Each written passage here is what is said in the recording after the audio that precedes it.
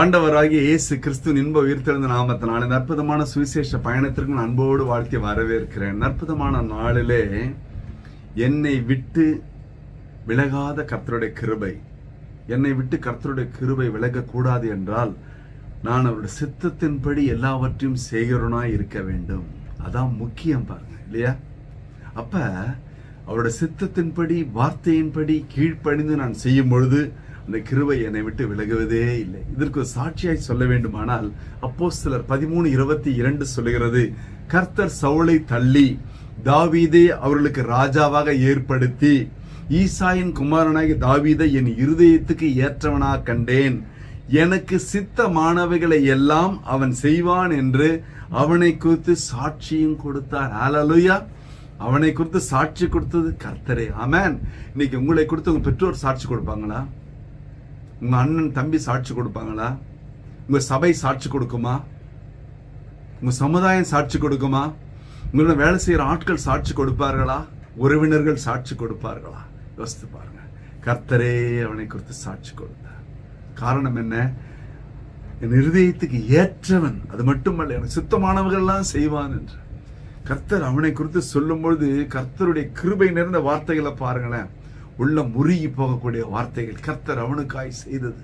சங்கீதம் 89:20-29 வசனம் சொல்கிறது, என் தாசனாகிய தாவீதை கண்டுபிடித்தேன், என் பரிசுத்த தைலத்தினால் அவனை அபிஷேகம் பண்ணினேன், என் கை அவனோடு உறுதியாய் இருக்கும், என் புயம் அவனை பலப்படுத்தும், சத்ரு அவனை நெருக்குவதில்லை, நியாயக்கேட்டின் மகன் அவனை ஒடுக்குவதில்லை, அவன் சத்துருக்களை அவனுக்கு முன்பாக மடங்கடித்து அவன் பகைகளை வெட்டுவேன், என் உண்மையும் என் கிருபையும் அவனோடு இருக்கும், என் நாமத்தினாலே அவன் கொம்பு உயரும், அவன் கையை சமுத்திரத்தின் மேலும் அவன் வலது கரத்தை ஆறுகள் மேலும் ஆளும்படி செய்வேன், அவன் என்னை நோக்கி நீ என் பிதா, என் தேவன், ரட்சிப்பின் கண்மலை என்று சொல்லுவான், நான் அவனை எனக்கு முதற் பேரானவனும் பூமியின் ராஜாக்களை பார்க்கலும் மகா உயர்ந்தவனும் ஆக்குவேன், என் கிருபையை என்னென்றைக்கும் அவனுக்காக காப்பேன்.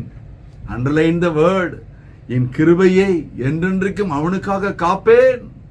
என் உடன்படிக்கை அவனுக்காக உறுதிப்படுத்தப்படும், அவன் சந்ததி என்றென்றைக்கும் நிலைத்திருக்கவும், அவன் ராஜாசனம் வானங்கள் மட்டும் நிலைத்திருக்கும் செய்வேன். ஹல்லேலூயா!